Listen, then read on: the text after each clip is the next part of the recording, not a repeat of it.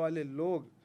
یعنی اللہ اپنی طرف سے یہ چاہتا ہے کہ میرا حبیب اپنے اہل بیت کو دکھا کر میدان میں لا کر مشخص کر دے کہ یہ میرے اہل بیت ہیں۔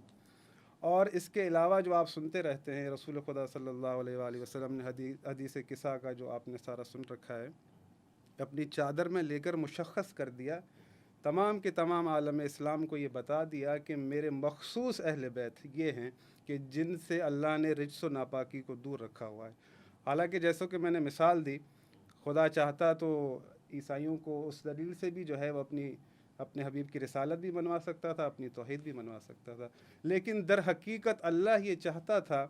کہ وہ جو رسول خدا کی نساء ہیں، جس کو طہارت بخشی ہوئی ہے سیدہ فاطمہ الزہرا سلام اللہ علیہا، ان کو رسول خدا لا کر دکھائیں۔ وہ جو ان کے بیٹے ہیں جو اللہ نے مشخص کیے ہیں، جنہیں قرآن میں اللہ نے رسول خدا کا بیٹا کہا ہے، رسول خدا ان کو میدان میں لے کر آئیں، اور جو رسول خدا کا نفس ہے، یعنی حضرت امیر المومنین علی بن ابی طالب علیہ الصلوۃ والسلام، یعنی یہ تمام کے تمام لوگوں کو رسول خدا مباہلے میں لے کر گئے، اور تمام کے تمام جو گزشتہ قومیں ہیں اور آنے والی قوموں کے لیے مشخص کر دیا ہے کہ یہ میرے اہل بیت ہیں۔ آپ نے فرمایا کہ اللہ کے پیارے رسول کریم صلی اللہ علیہ وآلہ وسلم نے مختص فرما دیا، خود سے آپ نے